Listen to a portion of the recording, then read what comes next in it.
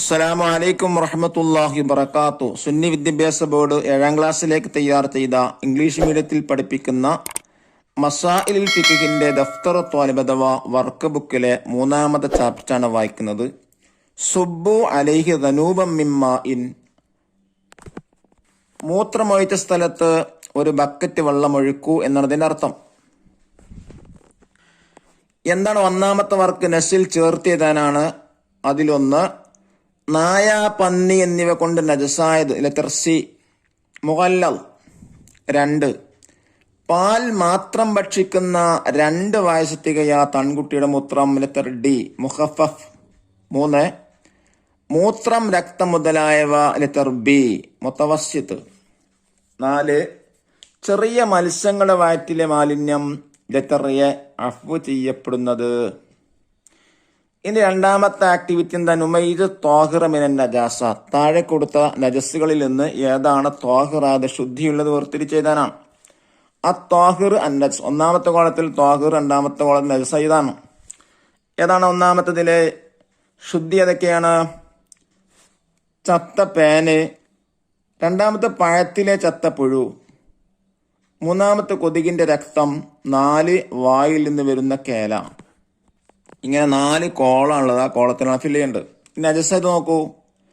ചത്ത ആടിന്റെ പാല് 1, 2 കാഷ്ടം, 3 പാമ്പിന്റെ വിഷം, 4 ചത്ത കോഴി.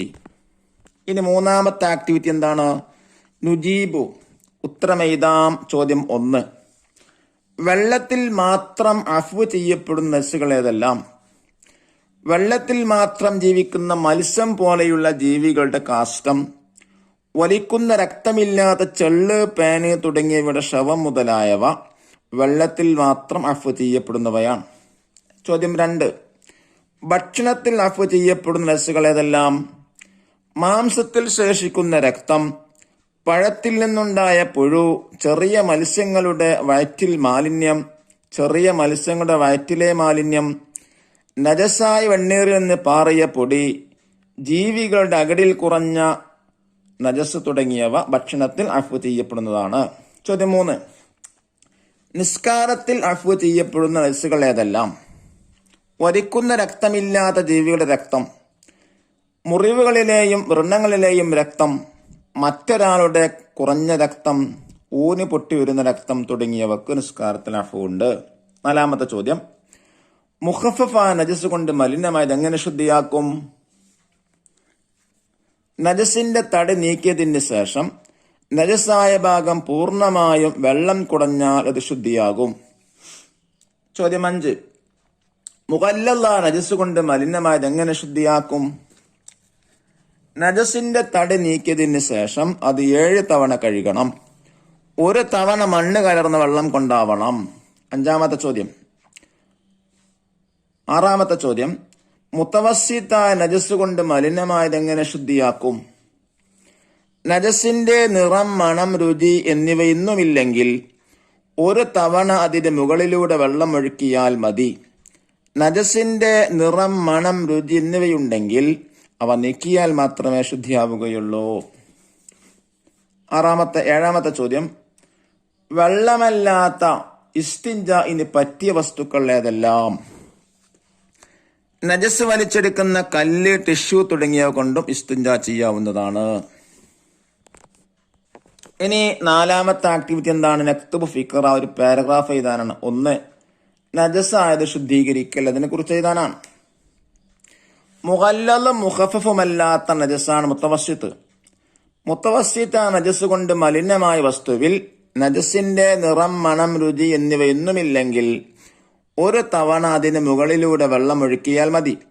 നജസിന്റെ നിറം, മണം, രുചി എന്നിവയുണ്ടെങ്കിൽ അവ നീക്കിയാൽ മാത്രമേ ശുദ്ധിയാവുകയുള്ളൂ. എന്നാൽ നീക്കാൻ കഴിയാത്ത നിറമോ മണമോ അവശേഷിക്കുന്നതിൽ കുഴപ്പമില്ല. ചോദ്യം 2. ടിഷ്യൂ പേപ്പർ കൊണ്ടുള്ള ശുദ്ധീകരണം. അതിനെക്കുറിച്ച് എഴുതാം. കല്ല്, ടിഷ്യൂ തുടങ്ങിയവ ഉപയോഗിക്കുമ്പോൾ ചില നിബന്ധനകൾ ശ്രദ്ധിക്കേണ്ടതുണ്ട്. നജസ് ഉണങ്ങാതിരിക്കുക, പുറപ്പെട്ട സ്ഥലത്ത് നീങ്ങാതിരിക്കുക, മറ്റു വസ്തുവുമായി കൂടിക്കലരാതിരിക്കുക, നജസ് പുറപ്പെട്ട സ്ഥലം ശുദ്ധമാകുന്ന രീതിയിൽ 3 തവണ പൂർണ്ണമായി തടവുക തുടങ്ങിയവയാണവ. ഇനി അഞ്ചാമത്തെ ആക്ടിവിറ്റി എന്താണ്? തഖ്സീസ്.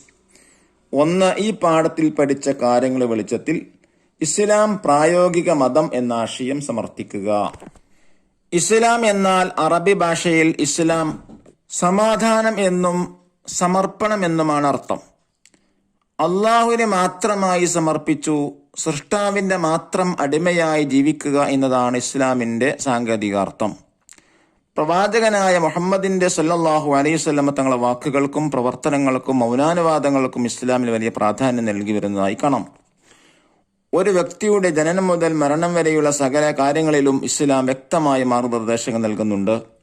ഇത്തരം കാര്യങ്ങളിലുള്ള അവബോധം മതപാഠശാലകൾ വഴി ചെറുപ്പകാലം തൊട്ടേ നൽകപ്പെടുന്നു. ഇസ്ലാമിക നിയമപ്രകാരം കുടുംബജീവിതത്തിനും ദാമ്പത്യ ജീവിതത്തിനും കൃത്യമായ മാർഗനിർദ്ദേശങ്ങൾ മതം നൽകുന്നുണ്ട്.